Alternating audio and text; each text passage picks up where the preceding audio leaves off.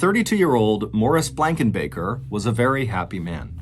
The gymnasium at Wapato Intermediate School in Yakima County, Washington, echoed with the sound of young teenage boys practicing their wrestling moves on thick green mats. And Morris was right there with them, whistle on a cord around his neck, shouting directions and encouragement as he moved from one group of kids to another. As far back as he could remember, the thump of bodies hitting the mats and the rhythm of other youngsters in a tight line at the edge of the gym doing calisthenics had always been music to Morris's ears.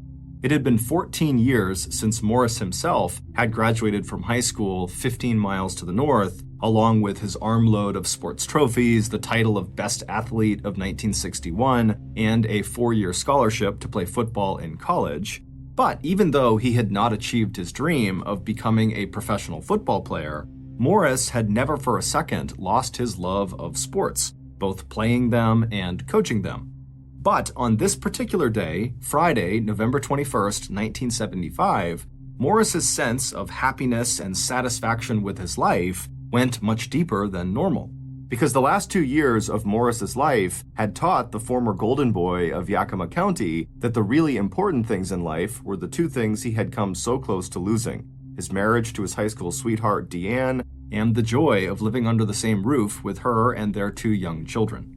Though no one, not even Deanne and definitely not Morris himself, could ever have predicted the chain of events that had temporarily led to his separation and divorce from Deanne. And while Morris knew the shockwaves from those events were still reverberating throughout his work and social circles, the last few days had brought both Morris and Deanne a very rare feeling of calm and peace. And as they both looked forward to Thanksgiving together, just 6 days away, Morris had to believe that all the turmoil of the last 2 years was finally ebbing out of their lives, and that going forward, he and Deanne would never again take each other for granted. The sudden ring of the school bell pulled Morris back to the present. With a quick glance at the clock on the wall, he raised the whistle around his neck up to his mouth, and he blew 2 sharp blasts to signal the end of the practice. A moment later, and the boys were hauling their mats back to the hooks on the walls at either end of the gym. Hearing their respectful, "Thanks, coach, goodbyes," as the teenagers filed past him on their way into the locker room to change, Morris remembered an earlier scene from his own adolescence, and he felt a stab of pain. He had been just a few years older than these kids when he had first met his own favorite coach, Talmadge Glynn Moore, back in Davis High School 16 years ago. Known to everyone in Yakima County by his nickname, Gabby, and known to all the boys he had coached in everything from wrestling to track to football as just coach, Gabby was one of Yakima's local celebrities. Ever since getting his first job coaching at Washington Junior High School back in 1958, Gabby had quickly moved up the career ladder, and by 1969, he'd made a name for himself as one of the most outstanding wrestling coaches in the entire country. And in 1972, at the very height of his career, Gabby had coached the David High School wrestling team all the way to first place in the Washington State Championships. But instead of accepting any offers to coach at the collegiate level, Gabby and his wife had chosen to stay in Yakima, a small agricultural town separated from the much larger city of Seattle to the north by the beautiful Cascade Mountain Range.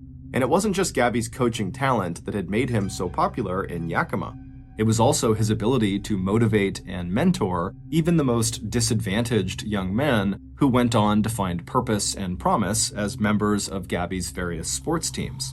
When Morris had returned to Yakima in 1969, he and his former coach had reconnected. As adults now, rather than coach and student, they had struck up a friendship that included going hunting together, as well as going whitewater rafting, boating, and spearfishing. For Morris especially, life had changed a lot since he had graduated from high school. Despite getting that 4-year college football scholarship, Morris wound up dropping out of Washington State University and joining the Marine Corps Reserves instead. That was also when Morris and his longtime sweetheart, Deanne, who had just graduated from high school in Yakima, got married and settled down in Tacoma, a city of 109,000, perched alongside the Puget Sound on the west coast, under the shadow of the huge snow-capped mountain called Mount Rainier. But by the time Morris was honorably discharged from the Marine Corps Reserves at the age of 27, and when Deanne was 24, the young couple was ready to move back to Yakima, where they would be closer to their families. And over the next 4 years, Morris would eventually finish his degree by studying part-time at a community college 35 miles away and while working several jobs, until he landed the position he had now at Wapato Intermediate School. In the meantime, Deanne had found a good job with a local bank in Yakima, and they had 2 young children, a little boy and a little girl. And in all that time, from 1965, when Morris and Deanne had married in the Presbyterian Church in Yakima, through the years they had spent in Tacoma and their move back here to Yakima and the birth of their 2 kids, Morris had always felt like their marriage was as close to perfection as anything he'd ever known. Both he and Deanne were children of divorce. Morris had been raised from the age of 2 by his single mother, who had carved out a modest living for herself and her beloved only child as a highly trained court reporter. Deanne had come from a much wealthier family, but her parents' divorce had left her with a deep longing to find permanence and stability in a family of her own. And in Morris, the strong and gentle man she had first laid eyes on when she was just 14, Deanne was sure she had found her life partner. And in Deanne, Morris knew he had found the one and only person he would ever love. But all that would change starting in December of 1973. That's when Gabby, Morris's good friend and the coach he had admired for so many years, asked to come live with Morris and Deanne and their 2 kids. Morris had been stunned when Gabby explained that his wife of 20 years had kicked him out of the family home. To Morris, his coach's marriage had also seemed perfect. Gabby and his wife had 3 happy kids, they were financially well off, and they both shared the same passion, sports. Also, Gabby was just a total straight arrow, a complete stickler for modeling the behavior that he expected of the young men he coached. No drinking, no smoking, no drugs, and no messing around with girls. When Morris asked his former coach what had gone wrong, Gabby said that, like a lot of couples, he and his wife had just sort of drifted apart. But Gabby was sure he could win his wife back and persuade her not to file for a divorce. He just needed a place to live for a few weeks so he could pull himself together and then launch his campaign to save his marriage. Morris had not hesitated. This was the man who had inspired Morris's own decision to become a coach and physical education instructor. This was the man who had helped Morris become one of the best football players Yakima County had ever seen. And, most importantly, this man was Morris's friend, and Gabby obviously needed Morris's help. But delivering that help had been harder than Morris expected. In the end, it had taken Morris almost a month to override Deanne's objections to this plan of Morris's former coach coming to live with them. While Gabby had been one of Morris's friends, Deanne hardly even knew the 41-year-old wrestling coach, and her life was already hard enough. Money was tight, she was juggling a job and taking care of the kids. The last thing Deanne wanted was yet another person in the house that she would need to feed and clean up after. But by January of 1974, Deanne had finally agreed. Now, as Morris walked out of Wapato Intermediate School into the chilly, cloudy November afternoon, he wished he had listened to Deanne and found some other way to help his old coach. Getting into his car in the school parking lot, Morris glanced again at his watch. Deanne was working at the bank until about 6 that evening, so Morris would have the afternoon with their kids before they all ate dinner together, and then Morris headed off to his second job as a bouncer at a local tavern in Yakima called the Lion's Share. There, from 8 p.m. until 2 a.m., Morris would check IDs so the bar wouldn't be serving any underage drinkers, and Morris would also just keep the peace. It had been years since he'd played college football, but at 5 foot 11 inches tall and weighing 210 pounds, Morris was not only still in great physical shape, but he also had a patient temperament and a knack for diffusing tense situations. Not that either of those qualities had been of any use to Morris back in January of 1974, when Gabby had arrived on their doorstep with his suitcases and his charming smile. It had only taken a couple of weeks for Morris to realize that his old coach was a very different man than the one who had preached such high standards of clean living and integrity to his students. It turned out Gabby had a very serious drinking problem. But at the same time that Morris realized his coach was headed at top speed down the road to full-blown alcoholism, Deanne's objections to Gabby's presence had strangely totally vanished. Gabby was good at holding the whiskey he had started drinking by the bottleful, secretly during the day, and not so secretly at night after Deanne had gone to bed. And Gabby soon charmed Deanne by the help he offered with the kids, the sympathetic ear he offered to Deanne as she told him about the stress of never having quite enough money, how quick he was to lend a hand with laundry and grocery shopping, and the way he looked at her. Deanne had met Morris when she was 14 and when he was 17, and they had been a couple since Deanne had turned 16. By the time Gabby, the legendary local celebrity, arrived on the scene, Deanne was 27, and most of the passion and all the romance had drained out of her marriage with Morris. And even if Morris did not seem to notice at all, it was crystal clear to Deanne that Gabby found her captivating and sexy. So when Gabby taught Deanne how to drive his late-model golden brown MG sports car, and their hands happened to touch as Gabby showed her how to use the stick shift, Deanne welcomed the thrill and sense of excitement she felt. It didn't take long for Gabby to forget any plans he had made to win back his wife of 20 years. Instead, he could hardly wait for his divorce to become final. And it took Deanne just 2.5 months of knowing Gabby to trade Morris's steadfast devotion and predictability for Gabby's promises of a beautiful house in the best part of town and a daring and exciting love life. So, just halfway through April, when the Yakima County apple orchards were starting to bloom, and just 10 weeks after Gabby had first arrived on the Blankenbaker's doorstep, Deanne left her husband of 9 years and moved in with his former coach and trusted friend, Gabby. Gabby had recently left the Blankenbaker residence and got a place of his own. Deanne took Morris's 2 young children with her to the new house, where Gabby's own 3 children were regular visitors. As Morris pulled his car into the driveway of his home at 210 North 6th Street, he remembered the total shock he had felt when Deanne had told him she was leaving. Morris had been so busy working and so focused on the ways in which his old coach seemed to be falling apart in front of his eyes that he had been completely blind to the betrayal that was taking place right under his nose. Unlike Deanne, Morris had discovered why Gabby's wife had kicked Gabby out in the first place. Gabby had apparently become totally obsessed with his wife, and that obsession drove him to become paranoid that she was being unfaithful. Fed up with Gabby's accusations and his increasingly controlling behavior, his wife had ended their relationship, kicked him out of the house, and started a new life on her own. Looking back, Morris wished he had told Deanne about that side of Gabby. But at the time, given his wife's initial objections to Gabby coming and staying with them, Morris had not wanted to pile on and make his old friend look even worse in Deanne's eyes.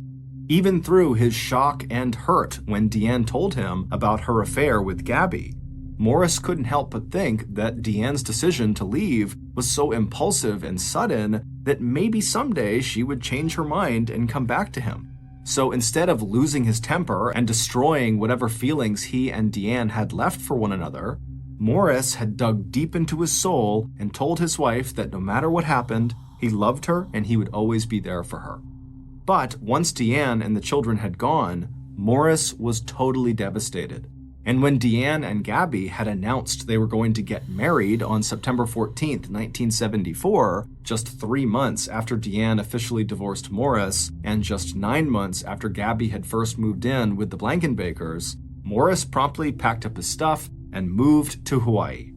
4 months later, though, Morris was back in Yakima. He just couldn't stand to be that far away from his 2 kids and from his mother Olive, who had just been through an illness serious enough that she had wound up in the hospital. Once back in town, Morris began picking up the pieces of his life.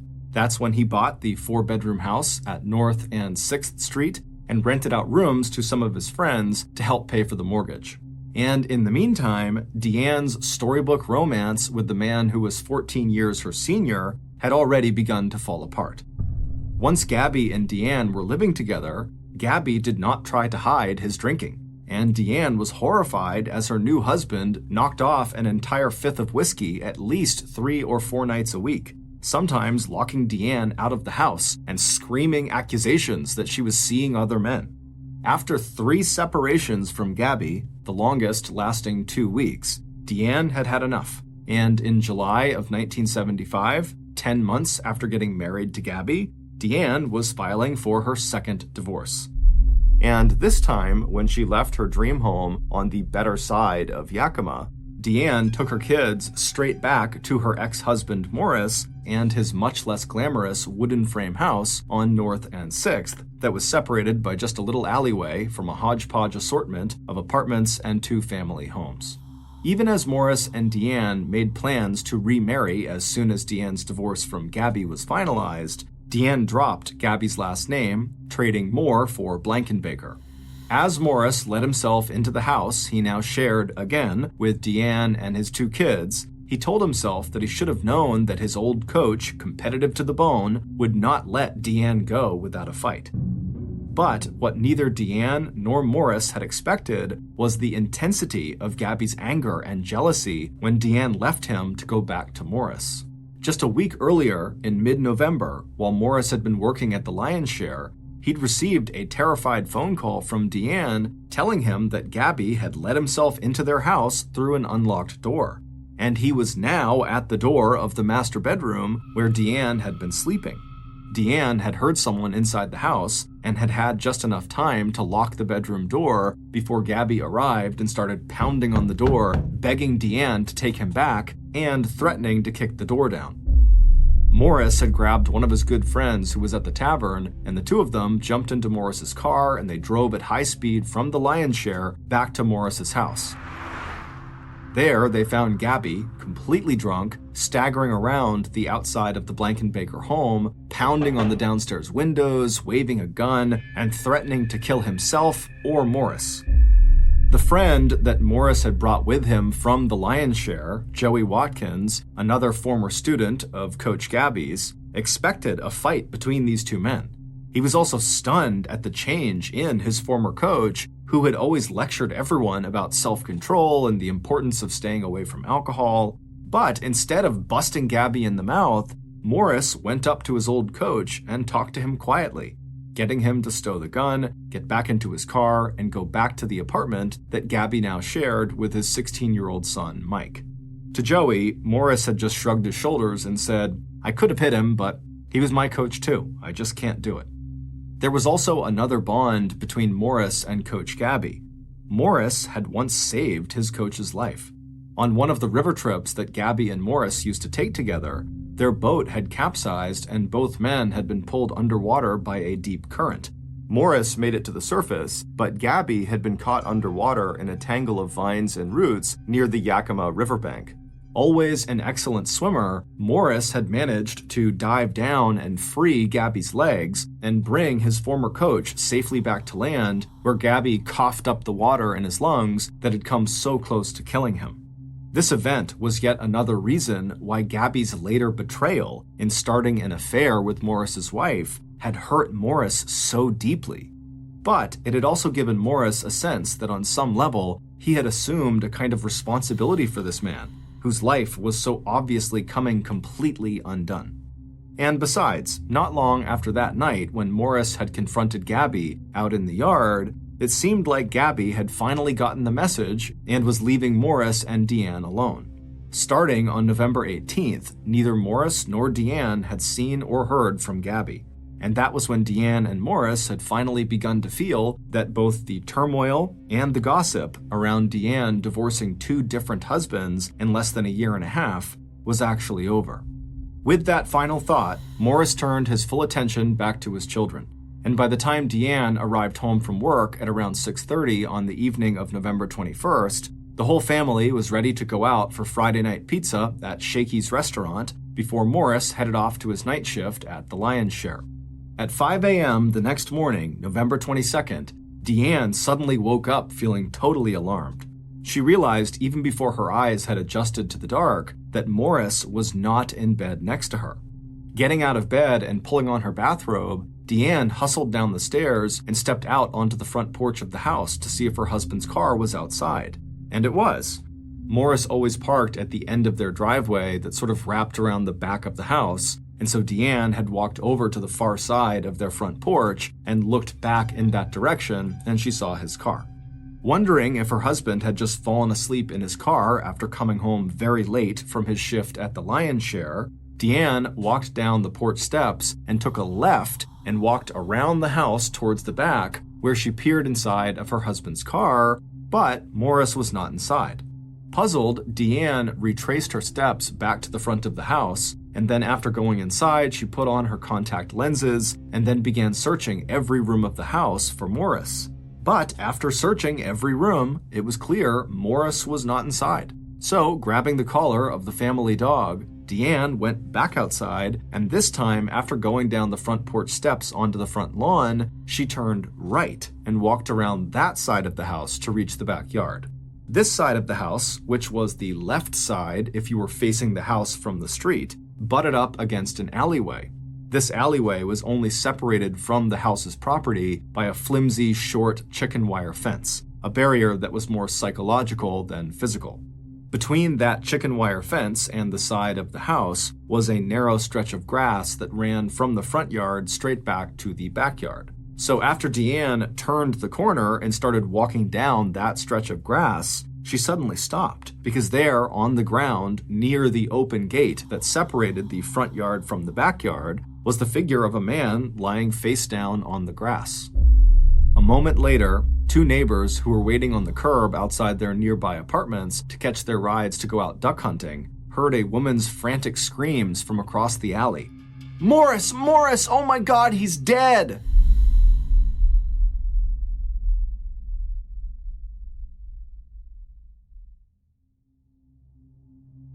By 5:25 a.m., Yakima police and medical personnel had already started arriving at the scene, lining up out front of the house on 210 North and 6th Street. And even before Yakima's chief homicide detective, Robert Brimmer, arrived 15 minutes later, first responders already knew three things. One, the dead man laid out on the grass under the first thin layer of falling snow was Yakima's popular intermediate school coach, 32-year-old Morris Blankenbaker. Two, given the stiffness of the body, Morris must have been killed hours before Deanne had dialed 911. And three, the obvious cause of Morris's death was gunshot wounds. By the time Sergeant Brimmer pulled up, officers were already surrounding the Blankenbaker property with yellow crime scene tape, and Deanne was inside the house with her wide-eyed children crying hysterically. Using flashlights, police officers searched every inch of the south side of the house where Morris's body had been discovered, hoping that the flashlight beams might glint off the shiny metal of a shell casing buried in the 3 to 4 inch deep grass. They also searched the nearby alleyway and all the trash barrels in case the killer had thrown the murder weapon into one of them. But all police found at the crime scene was a mostly empty bottle of beer that Morris had probably been carrying in his hand when he got out of his car. By 8:30 a.m., Morris's body had been taken to the county morgue, where an autopsy would be performed at 7 p.m. that night, and Detective Brimmer and his investigators were at the Yakima police station and fanning out through the Blankenbaker's neighborhood, interviewing witnesses and putting together a list of possible suspects. In most murders, the victim's spouse is at the top of that list, but it didn't take detectives long to rule Deanne out as a suspect. There was no trace of gun residue on her hands or clothing. Morris did not have a life insurance policy that might have given Deanne a financial motive for murder, and as the whole town knew, Deanne had just recently reconciled with Morris, and the two were planning to remarry. But what Deanne did have for police was the name of the man she was certain had to be behind Morris's death. And that was Morris's one-time friend and mentor, Gabby Moore, the man Deanne herself had only recently divorced. Deanne wasted no time telling Detective Brimmer about the incident just the week before, when the coach had shown up with a gun one night when Morris was working at the tavern, and how Gabby had entered the Blankenbaker house and threatened to break down the door to her bedroom. Deanne also told them about the harassing phone calls Gabby had made to their house almost every day, and Gabby's attempts to get his children and Deanne's own sister to try to pressure and guilt-trip Deanne into going back to Gabby. But even after hearing these details about what sounded like Gabby's obsession with winning back Deanne, Detective Brimmer just could not believe that Gabby, who literally owed his life to Morris, would have just walked up to Morris and shot him in cold blood. But lacking any other obvious suspects and having no evidence from the crime scene that provided police with any other leads in the case, Detective Brimmer picked up the phone and called Gabby, asking him to come to the police station and bring along any firearms he owned. Coach Gabby did come to the police station that Saturday afternoon, but he brought along an attorney, and he had nothing he wanted to say to police, except to point out that he could not possibly have committed this murder since he had been in the hospital from November 18th until hours after Morris's body had been discovered. It would turn out that the peaceful interlude that Morris and Deanne had enjoyed for the last few days when Gabby had finally seemed ready to leave them alone, it was actually just the result of Gabby experiencing such stress-related high blood pressure that his doctor had ordered Gabby into the hospital for treatment and observation. And after interviewing hospital and nursing staff, and even checking the windows and doors of the hospital for any possible way that Gabby might have slipped out to commit the murder, investigators would confirm Gabby's alibi. Over the next 3 weeks, police worked every possible lead and motive in the homicide case. They investigated any arguments Morris may have had with customers at the Lion's Share, arguments he might have had with parents, with students, or other teachers at the middle school where Morris worked, and every single one of those avenues led nowhere. Meanwhile, now that Gabby was out of the hospital, he picked up right where he had left off, trying to win Deanne back. He called her almost every day, and any time one of Gabby's friends or a student on one of his teams or a fellow coach or teacher stopped by to visit, the coach seemed oblivious to Morris's murder. Instead, all he could talk about was how much he missed Deanne and how much he wanted and needed her back. By early December, Gabby's drinking had gotten so bad that even the efforts of his assistant coach to cover for Gabby's failure to show up for practices and even meets were just not enough. Despite the awards and acclaim that Gabby's outstanding talents as a coach and mentor had brought to Yakima County, and to so many young men who had Gabby to thank for college sports scholarships, Yakima school administrators informed Gabby that they would be ending his teaching contract at the end of that school year. But even this blow to Gabby's ego and his reputation hardly seemed to register, because there was something else now worrying Coach Gabby, and this time he didn't call his lawyer before talking to Detective Brimmer. According to Gabby, someone was now threatening his life.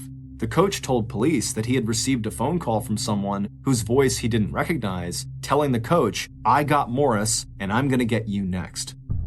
But despite these reports, and despite Gabby's airtight alibi for the time of Morris's murder, there was one detective who just couldn't shake the feeling that the coach had to have been involved in some way in Morris's murder, and that Gabby was now making up these threats to direct police attention away from himself. And that detective was Morris's best friend, Vern Henderson.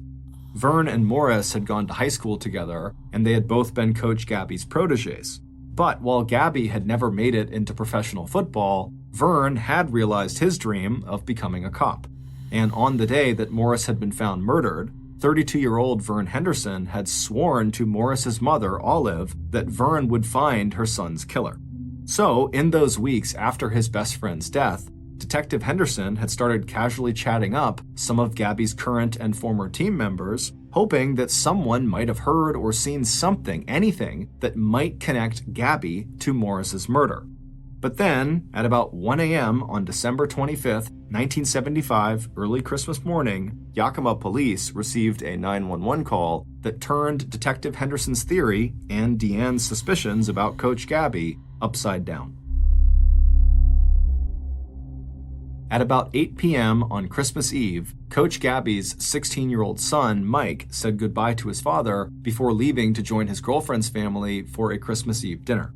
Mike had done his best to cheer his father up that day, and even Gabby's first ex-wife had come over to the apartment Gabby and Mike shared to clean and vacuum and wash the stack of dirty dishes piling up in the sink. And later that evening, right through to 12:15 a.m., Other people who cared about Gabby, his daughter and the same doctor who had ordered Gabby into the hospital just a month ago, all called to check in and see how Gabby was managing over the holidays. Gabby, who was an expert at covering up just how much he was drinking, had told them he was doing okay and that he wasn't completely alone since he expected more members of his wrestling teams to come by and visit. It wasn't until 1 a.m. on Christmas Day, December 25th, when Mike and his girlfriend came back to Gabby's apartment, that anyone realized Gabby was anything but okay. The first sign of trouble was the fact that the back door into Gabby's kitchen was propped wide open, and when Mike walked through that door, he saw his father's body lying sprawled between the kitchen and living rooms. Gabby was face down and not moving.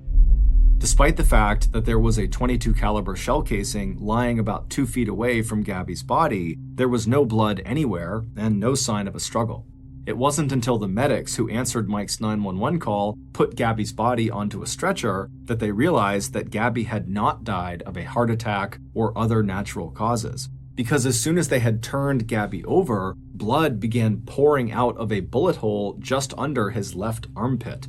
An autopsy would later reveal that a small caliber bullet that matched the shell casing found near Gabby's body, as well as the bullets that had killed Morris Blankenbaker 1 month earlier, had entered somewhere under Coach's shoulder, ricocheted off of his fourth rib, and torn across the inside of his chest, ripping through his heart and both lungs. By the time the medics arrived, 6 pints of blood had collected in Gabby's chest cavity, and as soon as his body was moved, that blood, more than half of all the blood in Gabby's body, started draining out, quickly soaking the small throw rug under the coach's chest. Suddenly, Detective Brimmer and Fern Henderson realized that Gabby's reports that he was being threatened had likely been true. On the day after Christmas, Yakima residents woke up to yet another shocking front-page headline. Quote, "Tied to Blankenbaker slaying? Davis wrestling coach shot, killed." End quote.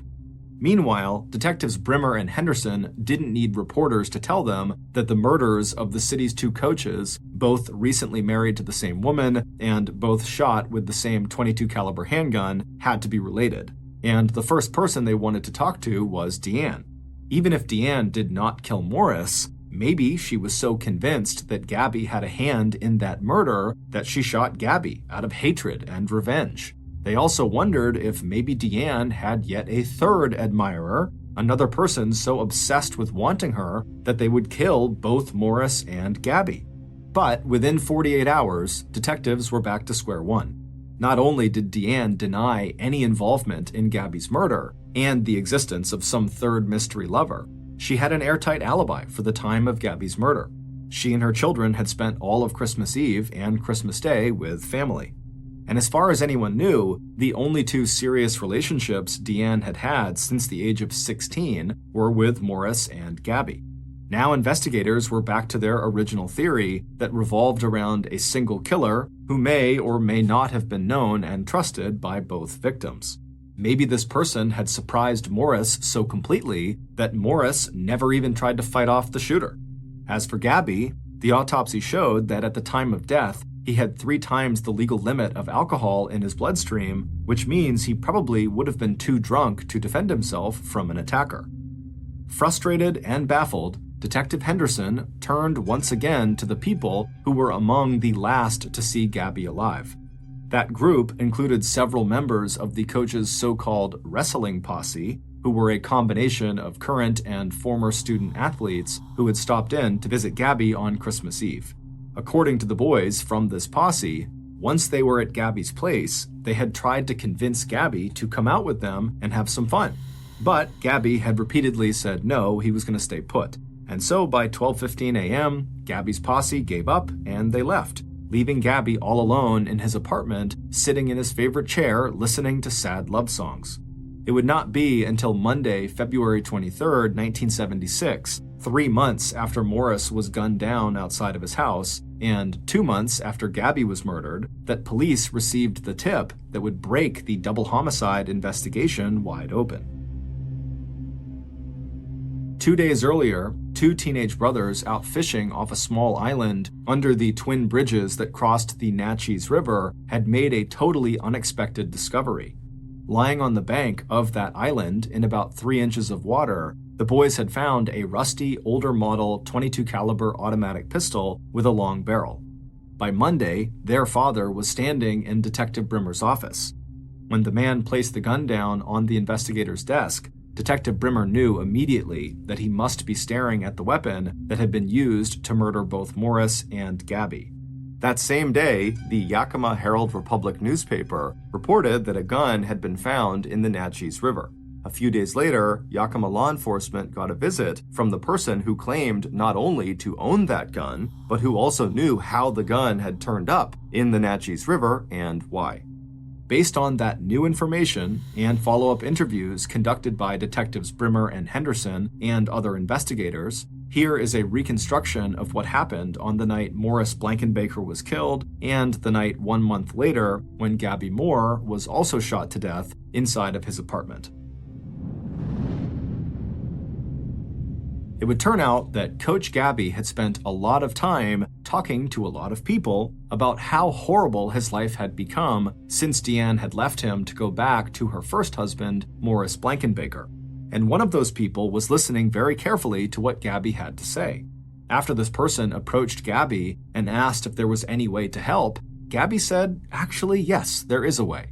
And by mid-November, Gabby had outlined for this person an entire plan that he felt sure would result in Deanne taking him back. And on the evening of November 21st, when Gabby was in the hospital being treated for the repeated nosebleeds that were a result of his high blood pressure, he decided to put this plan into action. At about 7 p.m., the coach got out of his hospital bed and walked down the corridor to the payphone near the visitor's lobby. He placed one call and then went straight back to his room. 7 hours later, Morris arrived home from his shift as a bouncer at the Lion's Share Tavern. After parking his car in its usual place on the driveway behind his house, Morris sat in the driver's seat for a few minutes, enjoying the bottle of beer that he'd brought with him from work. Looking up at the upstairs windows of his house, he thought of the Thanksgiving that he and Deanne would share together with their kids next week. Suddenly, he was just eager to get inside and slip into bed and hold Deanne tightly in his arms. So he turned off the engine and dropped the car keys onto the floor in front of the passenger seat, and then he got out and closed the driver's side door behind him and began walking toward the front of the house. To get there, he walked alongside the south side of the house, the same side of the house that was closest to that alleyway separated from his property only by a short chicken wire fence. When Morris reached the little gate on his property on the south side of his house that separated his backyard from his front yard, he was about to walk through that gate when he heard a voice off to his right somewhere in the alleyway calling out his name. Morris stopped where he was and turned with the beer bottle still in his hand and stared out at the alleyway to see if someone was actually there or if he had just imagined someone calling his name. But sure enough, when he looked at the alleyway, standing there was someone he knew well. Before Morris could react to them, this person told Morris that they had actually just run out of gas, and they gestured toward the end of the alleyway, kind of beckoning Morris to come over and help them.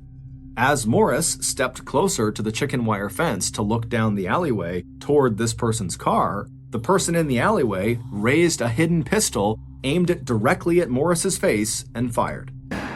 The first bullet hit Morris just above his front teeth, and the force of the bullet spun him sideways as he fell to the ground. The second two bullets came in quick succession, hitting Morris just behind his left ear. Without saying another word, Morris's killer turned and ran down the alleyway out of sight. One of the Blankenbaker's neighbors would later tell police that at about 2:10 a.m. on November 22nd, she'd heard what she thought were firecrackers and then the sound of someone in heavy shoes running past her ground floor window. 1 month later, and Gabby was more desperate than ever.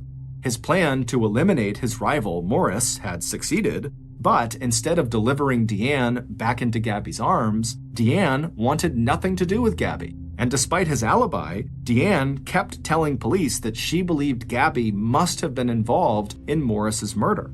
And neither Deanne nor investigators seemed to take Gabby's story about him being threatened by the supposed killer all that seriously. So Gabby hatched another, even more complicated plan. And in the first hour of Christmas morning, Gabby was ready to put that plan into effect. By that time, in the first hour of Christmas morning, all the student wrestlers who had dropped by to check on Gabby and to see if he wanted to go out with them that night, the so-called wrestling posse, they had gone. But Gabby knew that one of his visitors would come back. And when that person did arrive, everything would be in place, and Gabby himself would be physically ready for what lay ahead.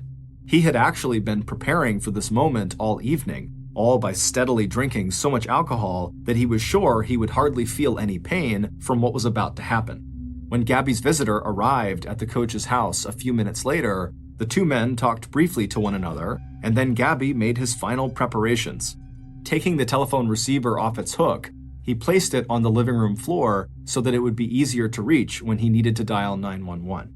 And then he went over the plan one more time with Morris's killer, telling him exactly where to aim so when the bullet hit Gabby in the shoulder, it would pass right through him without hitting any critical organs. Gabby was sure that once the public discovered that he himself had been the victim of attempted murder, the police and Deanne would no longer suspect him in Morris's murder. And Gabby was sure that seeing how close he had come to death would reawaken Deanne's love for him. And then, finally, Gabby maneuvered his body into place. Getting down on his hands and knees on the floor, he assumed a wrestling position known as the referee position. And when the gunman, the most brilliant high school wrestler Gabby Moore had ever coached, just stood there, maybe 7 feet away from Gabby, looking like he might refuse to go through with this after all, Gabby turned to look at him and started repeating one word over and over again. Shoot, shoot, shoot. But just as the young man raised the pistol and finally pulled the trigger, Gabby, too drunk to hold the referee position, lost his balance and started to fall to the side, exposing the area under his left armpit. And instead of the bullet passing cleanly through Gabby's shoulder, the small .22 caliber round ricocheted off one of his ribs and started tumbling through his chest cavity, literally ripping apart his lungs and his heart. It wouldn't be until he heard the news report on Christmas Day that Gabby's accomplice would realize that instead of wounding his coach as planned, the single bullet the young man had fired had actually killed his beloved mentor and friend. It would turn out that the man who killed both Morris and Gabby was Gabby's assistant wrestling coach, a 22-year-old college student named Angelo Pleasant, who went by the nickname Tuffy. Early in the summer of 1975, Tuffy had come back to Yakima to ask his former high school coach if Gabby could help him get the extra credits Tuffy needed in order to get his degree in physical education at Central Washington College in nearby Ellensburg. Gabby was more than happy to pull some strings and offer Tuffy a job as Gabby's assistant wrestling coach. Tuffy, who worshipped his former coach, was deeply upset by the obvious distress Gabby felt over the loss of Deanne. Although he wanted to help Gabby and even asked Gabby, what can I do? It wasn't until his coach threatened to fire Tuffy from his assistant coaching position, something that would mean the end of Tuffy's college career, that Tuffy finally agreed to Gabby's plan to eliminate Morris Blankenbaker as a way for Gabby to get Deanne back. Tuffy agreed to this despite Morris being one of his friends who he had known for years. And when Tuffy later refused to cooperate with Gabby's plan to have Tuffy shoot and just wound Gabby, Gabby threatened to tell police that Tuffy had murdered Morris. In a confession to police on February 28th, Tuffy described how he had felt backed into a corner with no choice but to carry out Gabby's plan. And when Tuffy left Gabby's apartment shortly after midnight on Christmas Day, he had no idea that instead of just wounding Gabby, Tuffy had accidentally killed him. Tuffy didn't even pause after firing that fatal shot. Instead, he had immediately ran out of the apartment and gone to his cousin's house to return the .22 caliber automatic pistol to her. When Tuffy's cousin, Loretta Scott, read about Gabby's death in the newspaper a few hours later, she panicked. She worried that Tuffy may have used her gun to commit these two homicides that were now obviously linked through this gun, and that gun would be traced back to her. So, on December 26, 1975, the day after Christmas, Loretta and her brother drove to the Twin Bridges over the Natchez River and threw the pistol into the water. They had no way of knowing that instead of the gun sinking to the bottom of the river, where it never would have been found, the gun landed on a small island temporarily submerged by the runoff from winter snow and rain. But 2 months later, when Loretta read that short article in the Yakima Herald-Republic reporting that a gun had been found under the bridge in the Natchez River, Loretta decided it was time to go to police and tell them everything she knew. On August 29, 1976, Angelo Tuffy Pleasant was convicted of first-degree murder in the premeditated death of Morris Blankenbaker and sentenced to life in prison. Tuffy was also convicted of second-degree murder for the unintentional death of his coach, Gabby Moore, and sentenced to an additional 20 years in prison. But despite these lengthy sentence terms, Tuffy was released from prison in 1996. On April 18, 1976, 5 months after the murder of her first husband, Morris, and 4 months after the murder of her second husband, Gabby, Deanne Blankenbaker Moore would get married for a third time. This time, the petite brunette with the big dark eyes and soft voice would choose one of the pallbearers who had helped carry Morris's casket down the church aisle at Morris's funeral service less than a half a year earlier. 7 years younger than Deanne, Deanne's new husband would go on to become a successful business person, and Deanne would go on to become a successful stockbroker. Thanks again to the late crime writer Ann Rule, whose 1996 book, Fever in the Heart, helped us to create this podcast. Other sources for this episode include contemporary newspaper articles, documentaries, official records, and magazine articles. 6-year-old Abby Beckley perched high in her saddle and spurred her horse into a gallop. She savored the feeling of the wind on her cheeks as she galloped across the pasture towards the stable. Abby had spent the first half of the summer of 2016 renting a room at a converted cattle ranch in Gold Beach, Oregon. She spent her days riding horses and exploring the coast. It was only a half-hour north from where she grew up, so it was a familiar landscape. But being out in nature never got old to Abby. She tried to spend the majority of every summer outside soaking up the sunshine. This August afternoon was her last day at the cattle ranch. She was ready for a new adventure, and tomorrow she was traveling to Alaska to work as a deckhand on a commercial salmon fishing boat. She'd never been out to sea longer than a few days, but Abby was always game to expand her horizons and try new things. Abby pulled on the reins for the horse to stop, then she dismounted and walked the horse into the stable.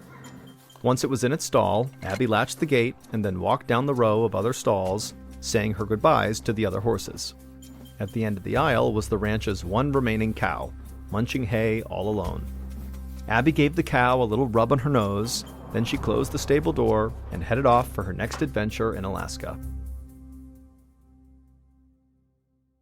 The next day, Abby took 2 planes and a taxi before arriving in the small town of Craig, Alaska, where her boat was docked.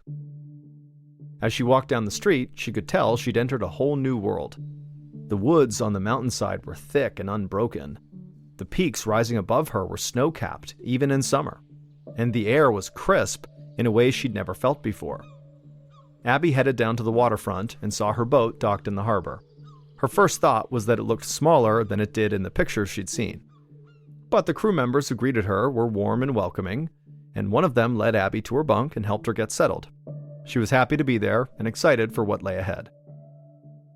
The next morning, the whole crew had arrived, and once supplies were loaded, the fishing vessel pulled away from shore and headed across the bay towards the open ocean. Right away, it was time for Abby to get to work. She was paired with another young woman named Allison, who was a regular crew member, who showed Abby how to work with the other deckhands to cast out the big weighted nets called seines. It was a tricky process. Abby had to help fling the enormous net into the waves with one hand while gripping a rope to drag it back in with the other hand. Also, the net tangled very easily and was surprisingly heavy once it got wet. Abby's first morning was exhausting. Waves kept splashing up on the deck, soaking her and making her shake with cold. Even though it was summer, the wind that whipped across the water had a bite to it. Over the next few days, Abby's mentor, Allison, taught her everything she could about working on a commercial fishing boat. Allison showed Abby how to sort the fish by weight, how to stack them neatly in coolers of ice for sale back on the mainland, how to swab the deck, how to clean the knives and hooks and nets. which were always getting soaked in fish blood and bait. And so Abby came to learn that life at sea was both messy and dangerous. But it was worth it. On Abby's first Friday night on the boat, the crew grilled a festive dinner on the deck and watched the sunset together. At that moment, Abby realized that there was nowhere else in the world she'd rather be. This was awesome. After dinner, Abby helped clean up in the kitchen, and then she flopped down on her bunk. Abby listened to the sound of the waves outside and started to nod off, but she was distracted by an odd itch in her left eye. She wondered if it was a grain of sand, or maybe a fragment of barnacle from the nets. So she rolled out of bed, went down the hall to the bathroom, and splashed cold water on her face. Abby tried to blink to kind of clean her left eye. Then she patted her face dry and went back to her bunk. She needed to get some sleep. Tomorrow was going to be another very long day of work. The next morning, Abby's left eye was still bothering her, only now she had a headache too. She went back to the bathroom and looked at her eye again, and now she could see it was red and inflamed. Abby decided she would just ignore it for now and get on with her chores. There were fish to be caught. 5 days later, Abby stood on the deck trying to work through her discomfort. She still wasn't feeling any better. Her headaches had grown from mild to full-blown migraines, and even worse, her left eyelid was now starting to droop, which made it hard for her to open her eye all the way. At breakfast that morning, Abby's mentor, Allison, asked her if she was okay, and Abby said that she was uncomfortable, but what was going on with her was probably just a stubborn case of pink eye. Fortunately, their boat was scheduled to return to the town of Craig that afternoon for a short stay to offload fish, restock supplies, and give the crew some time off. Abby decided that it was time to face the facts here, that whatever was going on with her eye and her headache was likely not going to go away on its own. She needed medical intervention. So once the boat pulled into the harbor, Abby helped tie it to the pier. Most of the crew went into town to buy supplies, do laundry, and enjoy a day on land, but Abby went back onto the boat and down the hall to the bathroom. Her eye was really hurting at this point, and so she wanted to look one more time before she went on land to go find a doctor. Abby went into the bathroom, locked the door behind her, took a deep breath, and then faced herself in the mirror. And when she saw her eye, she could tell it was in really bad shape. She couldn't imagine how she looked to her crewmates. Abby ran her finger along her eyelid to see if maybe she could find some foreign object in her eye that was causing so much irritation. And then a moment later, as she was kind of rubbing her finger around her eye, she actually felt something that was kind of small and thin, and she managed to pull it out of her eye. And when she did, Abby immediately breathed a sigh of relief. Now that she'd found whatever foreign object was in her eye, she thought maybe she would start to feel better. But when she got a good look at this thing she had pulled from her eye, she screamed. Pinched between her fingers, writhing around, was a half-inch long worm. Her first instinct was to throw it in the toilet. Her second was to throw up. Instead, she ran down the hall to Allison's door, barged inside, and showed her this worm she had pulled from her eye. Allison's jaw dropped. She told Abby that she'd worked on a lot of boats over the years and seen some strange things, but nothing like this. Allison asked if Abby had handled any infected-looking fish while cleaning the nets. Maybe this worm was actually some sort of maggot. But just the idea of finding fly larvae in her eye made Abby immediately sick to her stomach. And so she threw this little worm into Allison's trash can, then she sat on her bed and tried not to hyperventilate. Allison flipped open her computer and Googled salmon worms. Abby looked over her shoulder as they scanned the results. They existed, but there was no mention of them in connection with humans.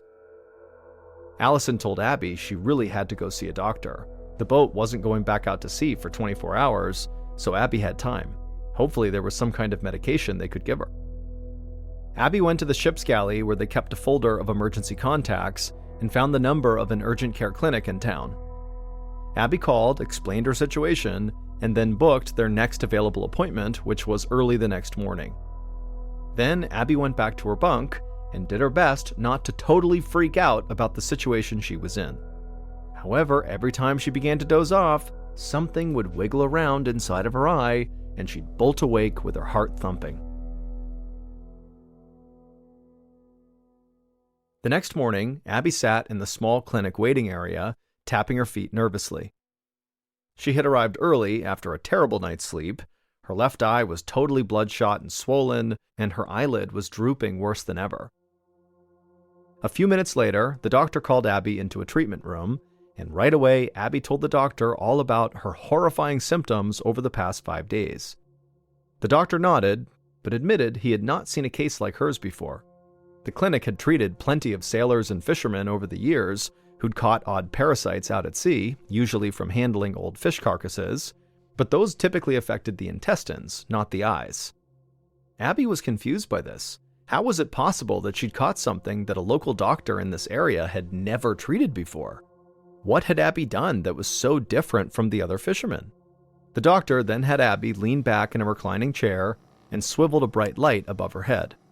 Abby squinted while the doctor held her left eye open and gently traced along its edge with a small tool. Then suddenly the doctor froze. Abby tensed as the doctor switched instruments, picking up a small set of tweezers, and then he leaned closer. Abby felt the doctor pluck something from her eye, and then slowly the doctor lifted it towards the light. It was another worm. This one was almost the size of a paperclip. When Abby saw it, she dug her nails into the armrests, totally repulsed. How many of these worms were in her eye? Abby moved to sit up, but the doctor held her down. They were not done. Minutes later, he'd rooted out another worm hiding beneath her eyelid. Abby's mind raced. Where had these worms come from? But even more importantly, why didn't the doctor know what they were or what they were capable of? What if some of these worms had burrowed deeper in towards her brain? Who knew what kind of damage they could cause? The doctor eventually slid his chair back, peeled off his gloves, and sighed deeply. He admitted Abby's situation seemed very serious, but he didn't have the equipment to determine what these creatures were or how to get rid of all of them. Abby's best bet was to fly home and see an eye specialist as soon as possible. Abby agreed, then she stood up, thanked the doctor, and headed back outside. She walked along the sleepy small-town streets in a blur, thinking through every worst-case scenario, from blindness to brain damage to death. She felt invaded, overwhelmed, and totally alone. Abby walked back to the dock and apologized to the captain, but she said she had to go home right now. Then she packed her things and booked the next flight to Oregon.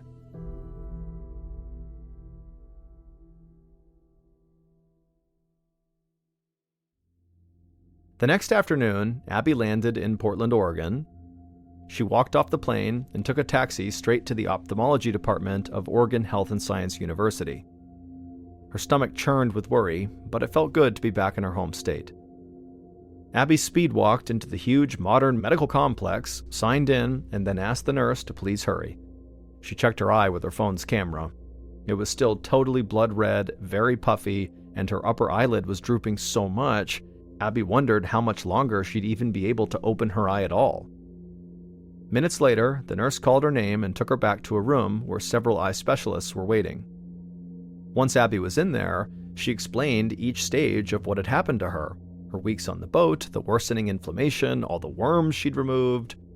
They listened and nodded, while one of them jotted notes. When Abby finished, one of the doctors leaned forward and told her that he had some good news. This was likely nothing. He said that patients often come in thinking they have some sort of parasite or weird insect in their eye, but it was usually just mucus.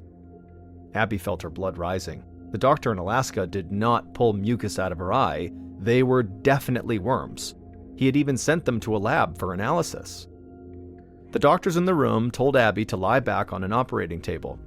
One of them pulled up a chair, clicked on a pen light, and shone it into her left eyeball. Abby steadied her breathing while he inspected her eye. A few minutes later, he clicked the light off and slid the chair back. There was nothing there. He suggested she must have interacted with something on the boat and then maybe touched her eye, but whatever worms she'd contracted were gone now. Abby pleaded with them to please wait a bit and try again. She'd gone to bed last night feeling worms moving around in her eye, so she knew they were still there. And so the doctors exchanged doubtful looks, but agreed to let Abby linger a bit longer since she'd come all the way from Alaska. They all got up and left Abby alone in the examining room. Abby sat there staring up at the ceiling, feeling more and more impatient. For once, she actually wanted the worms to be there. Finally, about half an hour later, she felt one squiggle under her eyelid. She shouted to the doctors who were out in the hallway. They dashed inside, peeled back her left eyelid, leaned in close, searching with the light, and then one of the doctors let out a startled shriek.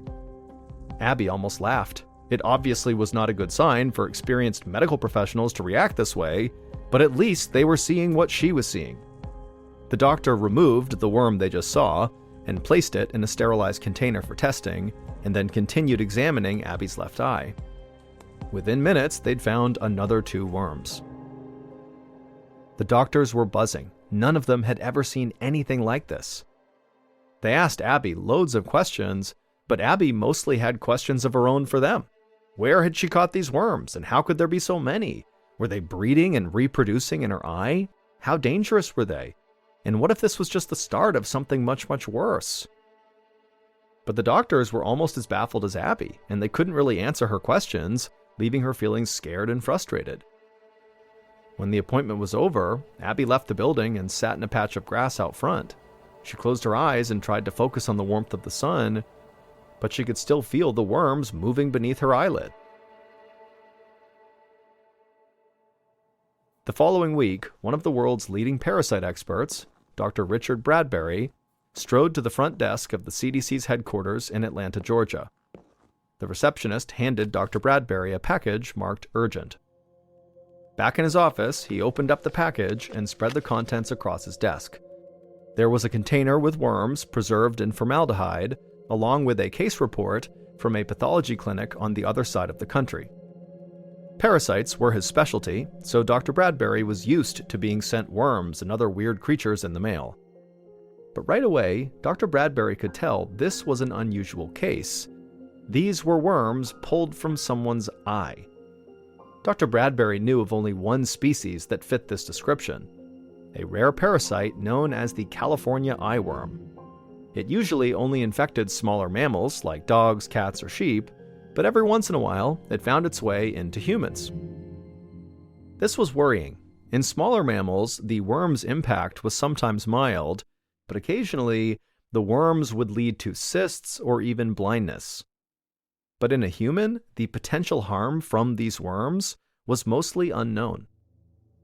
Dr. Bradbury realized Abby might be in serious danger. He also worried that the condition might be contagious. Was it possible she had spread the worms to other people? If so, he needed to act fast. Dr. Bradbury lifted his pen to fill out the case file and write down that he believed it was a California eyeworm, but he hesitated. Alaska was a long way from California, and the California eyeworm really didn't infect humans most of the time. And so the doctor had this nagging feeling that maybe something different had invaded Abby's eye. Dr. Bradbury took the worm sample and crossed the campus to the laboratory. Using a small set of tongs, he placed one of the worms between 2 small squares of glass and then slid that under a microscope. Zooming in, he immediately saw that this was not a California eyeworm. This worm's mouth and genitalia were a different shape, and other body parts were in the wrong places. The longer Dr. Bradbury studied this worm, the more certain he became that this was something he'd never actually encountered before. Which left him wondering, what was this? He was a parasite specialist with decades of experience. If he couldn't identify it, who could? Dr. Bradbury consulted the CDC's massive reference collection, which included hundreds of obscure parasites from all around the world. Thumbing through one catalog after another, none of the worms on file matched the one he'd just seen at the lab. It was time-consuming, tedious work, but Dr. Bradbury had built his career on this kind of attention to detail. Going chronologically, Dr. Bradbury dug past the 50s, the 40s, and into the 30s, sifting through every documented parasite the CDC had in its files. His eyes were starting to glaze over when suddenly he stopped. His eyes froze on an unusual scientific drawing. It was dated 1928, and the accompanying text was in German, but the image looked remarkably similar to the sample he had seen under the microscope. The worm in the drawing was absolutely the same as the one from Abby Beckley's eye.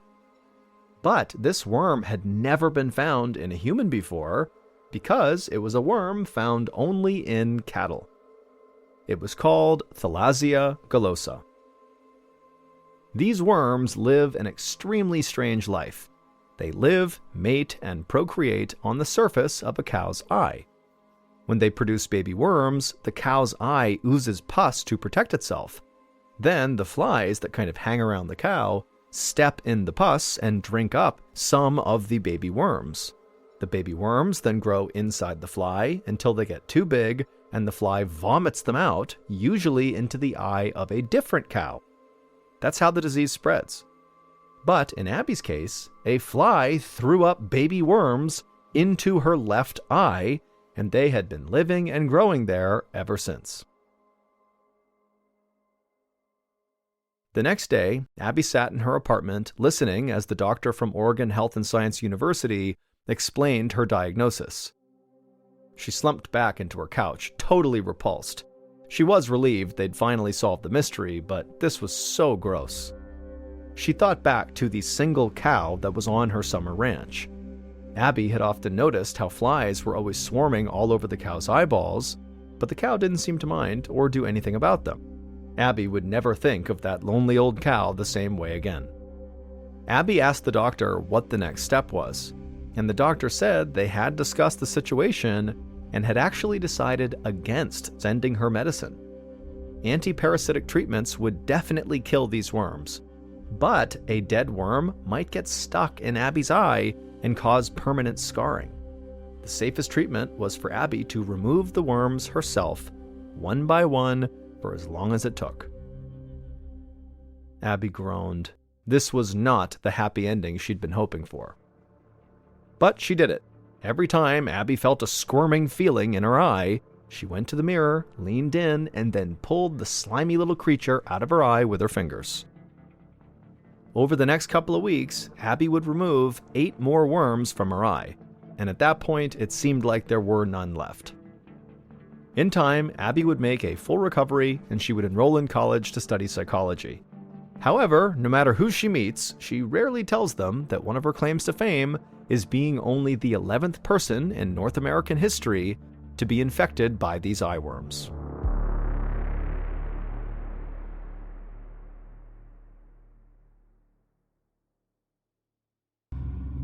In 2003, 27-year-old Kurt Smith was employed as an engineer for the German shipping company called Hapag-Lloyd.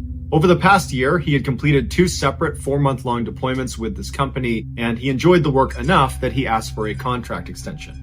It was granted, and on July 11th of that year, he boarded the CM London Express to begin his 3rd deployment. 3 months into it, one of the ship's pistons broke. The piston is the part of the engine that goes up and down inside the hollow cylinder of the engine block. They would need to turn off the engine in order to make this repair, and so they made an unplanned stop in Savannah, Georgia. Once they got there, Kurt, along with 7 people under his command, headed down to the engine room to begin the process. Over the next several hours, the men were able to extract the broken piston and put in the new one. But this was back-breaking work. It was so hot in the engine room. What they're moving around is so heavy and cumbersome, and they're all bickering with each other. And at some point, Kurt called out the foreman for being lazy, and the foreman did not like that, and he was very popular amongst this group. And so by the end of getting the piston back in, everybody in there just totally resented Kurt. But ultimately, they got it done, and Kurt cut everybody loose except for the foreman. He told him he needed to stay back and help him ensure all the pistons were properly installed. To do that, they would need to go inside of something called the scavenger air receiver, which is this tube that's 55 feet long by 5 feet wide with access hatches on either side, and it sits right next to the engine block. Each hatch on either end had 3 latches on the outside that were called dogs. And so Kurt undid the 3 dogs on his hatch, and he opened it up. He crawled inside of the tube with his flashlight, and he began crawling. And on his left side were these square cutouts, these windows called scavenger ports that looked into each of the engine cylinders. And so Kurt crawled along counting the different cylinders until he got to the 6th one, which is where they had replaced that piston. Meanwhile, the foreman went around to the aft hatch, he undid the 3 dogs, he opened up the hatch, and then using a remote-controlled device, he was able to bring the pistons into position safely so Kurt could inspect them through the scavenger port. The procedure on the ship was if you were inspecting one cylinder, the expectation is you would inspect all of them. And that entire process took about an hour, and Kurt just didn't feel like doing it. He was tired, he had a bad day, he was hungry. And so after he was certain the new piston was working just fine, he kind of rushed his checks on the other cylinders, and after only about 20 minutes, he told the foreman that, yep, we're good, we can leave. So he and the foreman got out, they dogged their hatches, and they headed up to their rooms to change. Their captain had been told they had to leave port no later than 9:30 that night because a huge tanker was coming in and there'd be no space for them. But at 8 p.m., as everyone is running around prepping the ship, somebody noticed Kurt was not at his workstation. The chief engineer called down to the engine room to ask anyone down there if they had seen Kurt, but nobody had. So a sailor was sent down to Kurt's cabin to see if he was in there, but he wasn't. At this point, because they only had about an hour until they were departing, they had to find Kurt. So they sounded the alarm on their ship, which was a little bit premature, but they figured, let's get everybody involved and just find Kurt. And so everybody stopped what they were doing and began searching the ship. During the search, a sailor was down near the scavenger air recovery space, and he noticed on the forward hatch there was a little piece of rag poking out of the top right corner of the forward hatch, and the lower 2 dogs were not set. He knew they were having issues getting a good seal on this particular hatch because there was a divot in one of the O-rings. And so he figured someone must have put a rag right over that divot to try to help seal this hatch, and they just forgot to shut the 2 lower dogs. Now, it did cross this sailor's mind that Kurt could have gotten inside of the scavenger air recovery space and then somehow got locked inside, and so he did want to investigate. However, there was a very strict policy about who was allowed to actually open up the scavenger air recovery hatches, and it wasn't the sailor. It was only the foreman, the chief engineer, and Kurt. And so this sailor decided to play it safe and just close the lower 2 dogs, and then told his superior that there was this weird rag poking out of the forward hatch and that someone should go down there and open it up and see if Kurt's inside. And so his superior went and told the chief engineer. And so as the chief engineer is making his way down to check on this strange rag situation, the foreman completely independently had gone around to the back of the scavenger unit to the aft hatch, so not the one with the rag poking out of it. And he unlocked the 3 dogs, he opened the hatch, he looked inside and shined his light, didn't see anyone, shut the hatch, locked all 3 dogs, and then began to walk away right as the chief engineer came down and saw him. And he saw him securing the scavenger air unit. And he said, hey, I was just coming down here to check to make sure Kurt wasn't in there. And you just checked, right? He's not in there? And the foreman said, yeah, no one's in there. It's all good. And so the 2 of them, the foreman and the chief engineer, did not check on the rag. They just left. The search for Kurt continued on the ship, but they could not find him. And so as 9:30 was approaching, the captain called the port authority and he said, hey, we're down someone. Can you please send someone out to look around? And so a search on the land began, but they couldn't find Kurt. And so finally 9:30 came around, and the big container ship that was supposed to come in and take their place was just waiting right out in the water for them to leave. And so the captain did his best to linger for another 10-15 minutes, but finally they were forced to leave even though they had no idea where Kurt was. So they fired up the engine and they left. The general consensus on the ship was that Kurt must have fallen overboard and drowned. Or maybe he ran ashore and ran off, but that was very unlike him. And so an investigation was launched, but it would probably be a while before anybody found out what happened to him. Finally, 2 days later, they arrived in port at Norfolk, Virginia. They powered off the engine and they got the ship ready to be put into harbor mode, where basically they open up all the hatches and they prep it to sit there for a while. And during that process, the foreman went down to the scavenger air recovery space and he opened up the forward hatch and he found Kurt. Although no one has all the details of what happened to Kurt, the leading theory is 2 days earlier when he had done that abbreviated check of the engine cylinders, when he had basically cut it short with the foreman because he just didn't want to do it, he had gotten back up to his room and started to think to himself that if anything goes wrong with any of those pistons, that I'm going to be to blame because the foreman was with me and I called the foreman lazy earlier and he doesn't like me, and so he's bound to turn me in. So Kurt decided he would go back down and do a more thorough check. But he didn't want anybody to know he was second-guessing himself, and so he was going to do this alone. Even though it was a huge no-no to go inside of the scavenger air unit by yourself. Because if you manage to get stuck in there by yourself, horrible things are going to happen to you, and there's nothing you can do to stop it. But Kurt was confident, so he headed down, he undogged the forward hatch, he swung it inside, he climbed in with his flashlight, and then somehow, once he got inside, he managed to fall backwards and hit the hatch door so hard that it swung shut, slammed, causing the upper dog to swivel and rotate down and lock him inside. He knew that nobody knew he was in there. He had made sure that nobody knew he was in there. He screamed for help, but nobody could hear him. The ship was so loud as it was, and being inside of this tunnel, no sounds getting out of it. And so he's looking around thinking what he should do, and he looks back at the door, the one that's sealed right behind him, and he sees the very top crack, there's a tiny sliver of light. Because even though one dog had sealed him in, because the other two had not, there was a little gap in the seal. And so he thought if he can just wedge his dirty rag into that little space and push it out onto the other side, someone will see it, will clearly recognize there's a foreign object hanging off of the forward hatch, and they'll have to open it up and they'll find me. And so once he wedged his rag up and through, he was confident he would be found, and so he slouched down against the back of the hatch and he just sat there waiting to be found. And then a little while later, he heard the sound of somebody not opening the hatch behind him as he thought they would, but instead locking the two dogs, making sure it doesn't open. He must have got up and turned around and screamed for them, but again, they can't hear him. And then a couple of minutes later, on the other side of the tube, 55 feet away, the aft hatch opened up briefly. Somebody shined their light in. It didn't hit him. He tried to yell for them. They didn't hear him. And then he saw them shut the hatch, and he heard the sound of them locking all three dogs. At this point, you gotta figure that Kurt's fear is at a primal level. He knows at any moment, if somebody doesn't get him out of here, this is gonna become a death trap. And so as he's looking around, just wondering what's gonna happen, he would have felt the incredible pressure start to build up in his ears. It would have taken him to his knees, it would have been crushing in his skull, and he would have heard the sound of each of the hatches being pressed up against their O-ring as the room began to pressurize. And then he would have heard the sound of the pistons beginning to churn inside of the engine cylinder right next to him. And at that point, he would know there's no hope. And slowly, horribly, that room would begin to heat up until Kurt was cooked alive.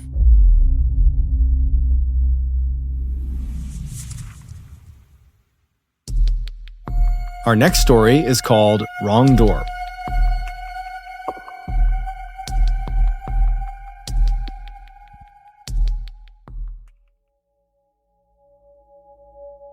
On August 14th, 2012, Celestino Cervantes picked up 28-year-old Victor Diaz for work.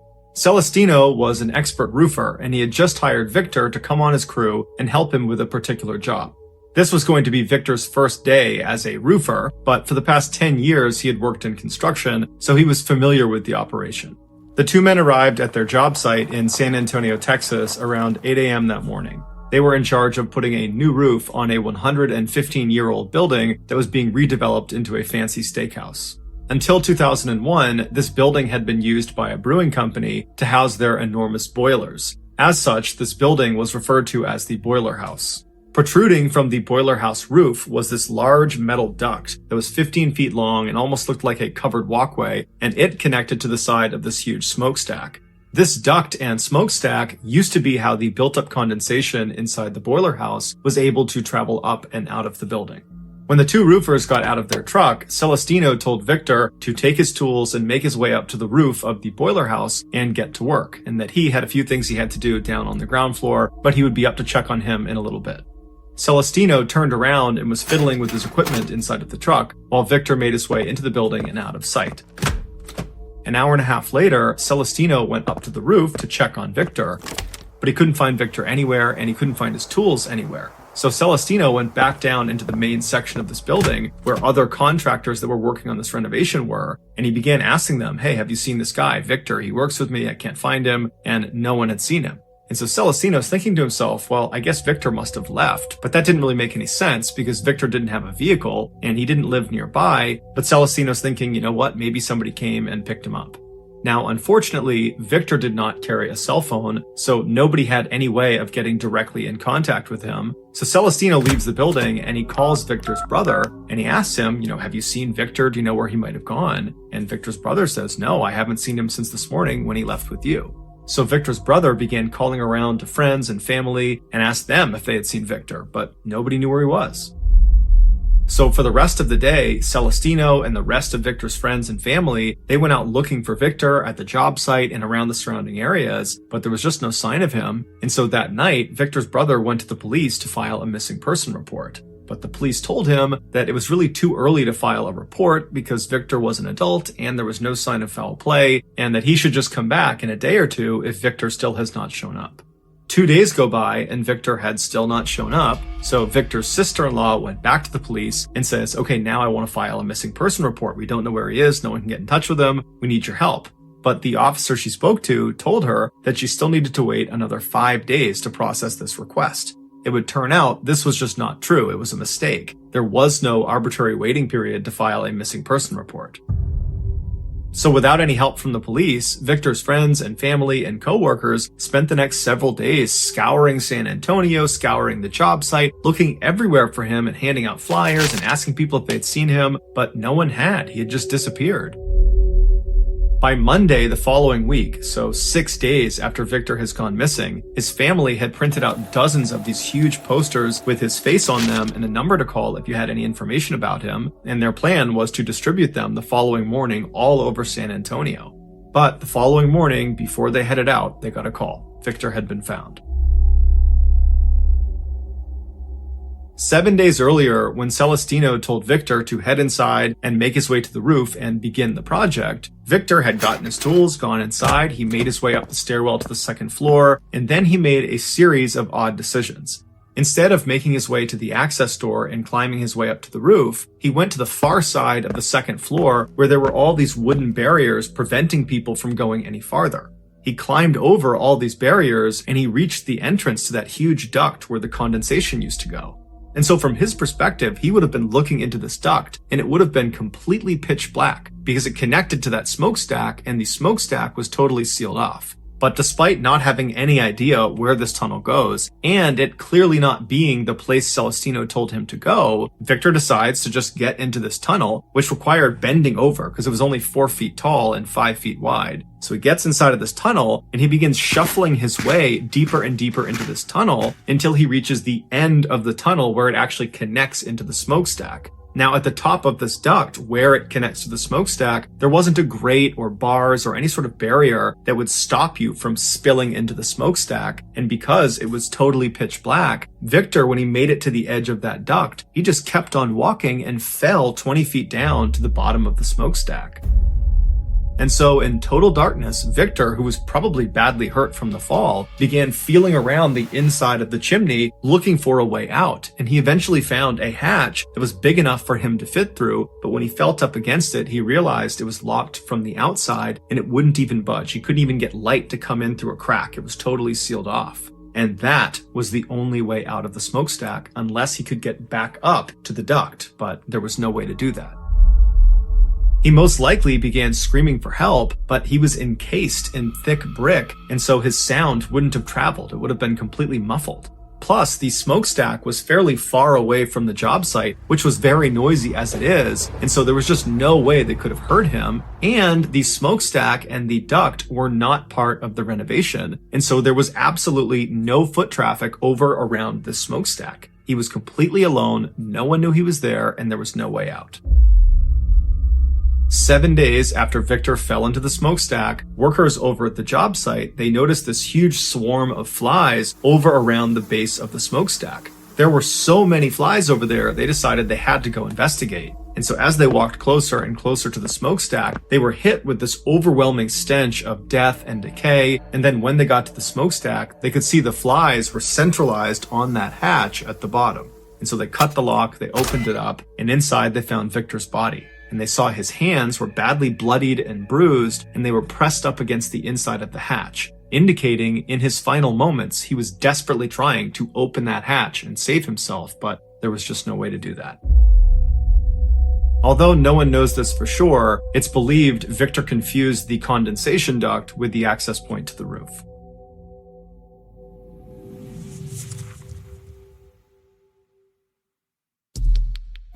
The next and final story of today's episode is called Bones.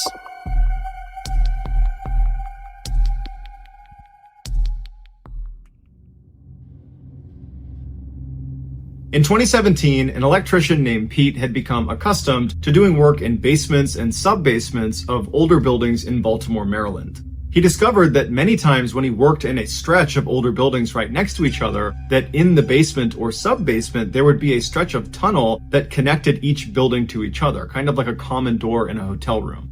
One day, Pete was asked to install some new lights in the sub-basements of 3 very old buildings that were all right next to each other. Apparently, someone had purchased the entire building complex after they had sat there abandoned for some time.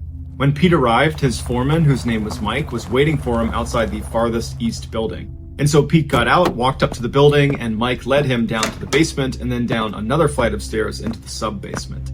The first thing Pete did was pull his flashlight out and look around and see if there was a tunnel connecting to the adjoining buildings, because if there was, it would make his life a lot easier. And sure enough, he shined his light to the west and there was a tunnel. And so he knew he wouldn't need to lug his gear up and over after he was done with each building. After that, Pete and Mike set up floodlights inside of that first sub-basement they were going to be working in, and then they put their gear on and they got to work.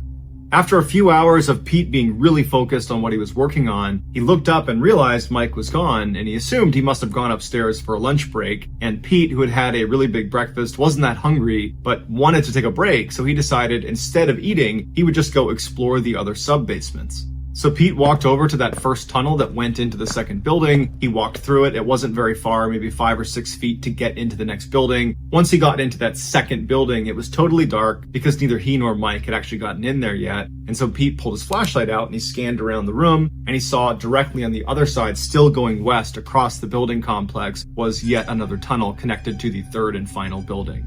And so Pete walked through the second sub-basement, shining around, looking for anything interesting. There was nothing down there. He got to that tunnel, he walked through, and he entered into the third and final room of the entire building complex. And so he lifted his flashlight up and he scanned around the room, and he was shocked when on the other side, still going west, as if there was a fourth building, there was another tunnel.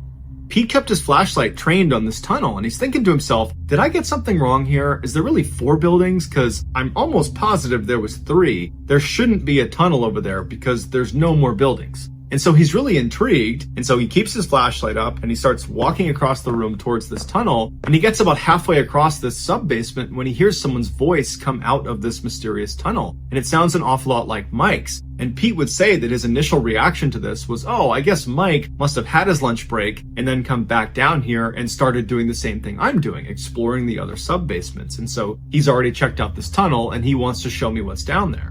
So Pete walks over to this tunnel and he shines his light inside, and right away he can tell it's different than the other 2 tunnels he's walked through, because those went straight across, and this tunnel he's looking at goes down and kind of bends off to the right. And so, totally unconcerned because he believes Mike is down there already, he starts walking down this winding tunnel.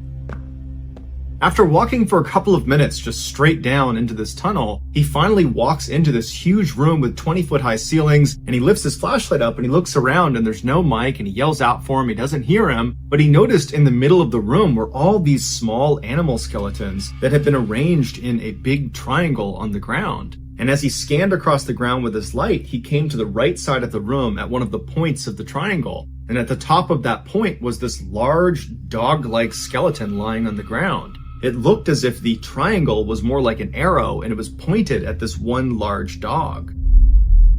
Pete went back to looking around the room, and he saw right across from him was another tunnel entrance into more unexplored passageway. And for a second he thought about just turning around and leaving, because this whole thing was starting to give him the creeps. But then he heard what sounded like Mike's voice again calling from that unexplored tunnel. And so he decided, okay, I'll walk a little bit farther to see what Mike wants. And so Pete carefully walked across this room, being careful not to step on any of the bones. And right before he walked into this new tunnel, he pulled his phone out in case he might have service and he could just call Mike and see what he wanted. But he had no service on his phone, so he entered the new tunnel. Unlike the other tunnel that went down the whole time, this new tunnel was totally flat, but it was a little bit more narrow. And so as he's walking, it's kind of zigging and zagging, and it's just getting a little bit tight on his shoulders as he's moving. And after a couple of minutes of walking and yelling out for Mike and not hearing from him, he just stops and he just thinks, is this a good idea? Should I keep walking down this strange tunnel, or should I just go back and meet Mike back up in the sub-basement? And as he's standing there facing away from the direction he just came, he thinks he hears something behind him. So Pete turns around and shines his light, and there's no one there. He yells out for Mike, and Mike doesn't yell back. And then Pete hears the faint clicking sound of something moving on all fours in the chamber he had just come from. And he's thinking to himself, what could have gotten down here? There's only one way in, and I've taken the other tunnel. Did I miss some dog that was staying in the middle there? I think I would have seen an animal that was moving around. And so as he's thinking about this, he realizes the clicking sounds have stopped. It's gone completely silent. And so he stops, and he's just intently listening. And then all of a sudden, whatever it is out there starts running at full speed down the tunnel towards Pete. And so Pete immediately turns around and starts sprinting down this unexplored tunnel. All he hears behind him is this animal at full sprint, grunting and bouncing into walls as it gains on him. And finally, after what felt like an eternity, but was probably only a few seconds, Pete gets to the end of this tunnel and he sees it's a small flight of stairs to a large metal door. He runs up and he grabs the door and he tries to open it, and it opens. He runs outside, pulls it shut, hears it click, and then he sinks down with his back against the door, pressing up against it to ensure it stays shut. And as Pete is sitting there, he hears this thing come barreling into the room where this door is, and it rams into the door, and he feels it shake the door forward, but the door holds. And then whatever it was just lost interest, turned around, and left.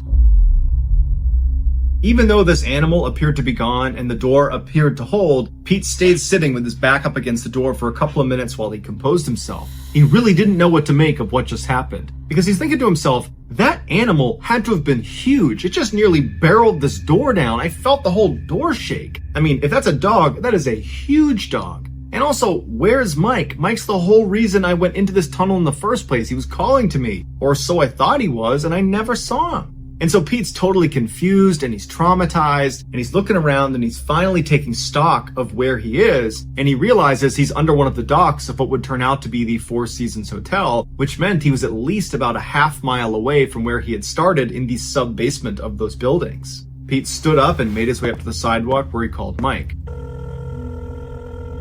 And Mike was very confused at what Pete was telling him, because he said, I never went into that tunnel. I never went into the other sub-basements. At my lunch break, I just went upstairs and got a bite to eat, and when I came down, you were gone.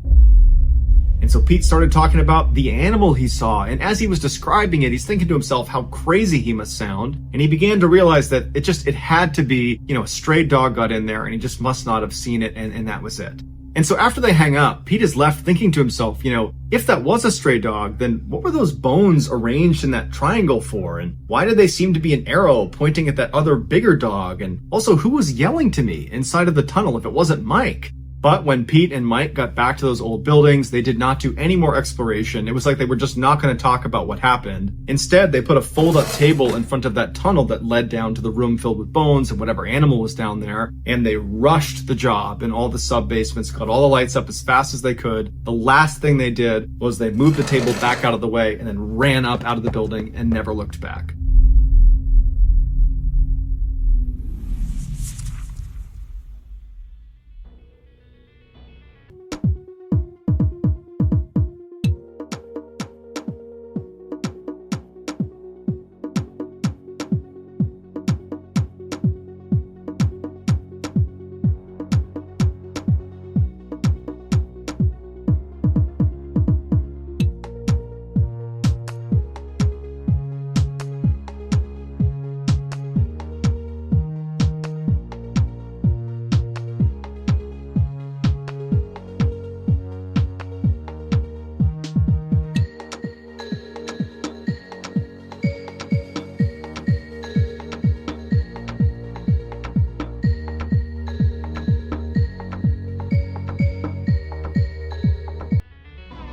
Thank you for listening to the Mr. Ballin podcast. If you got something out of this episode and you haven't done this already, please offer the Amazon Music follow button a scoop of their favorite ice cream, but slip an elephant laxative into it first.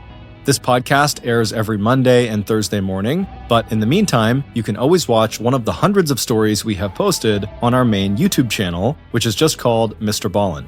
We have a registered 501c3 charitable organization called the Mr. Ballin Foundation that honors and supports victims of violent crime as well as their families. Monthly donors to the Mr. Ballin Foundation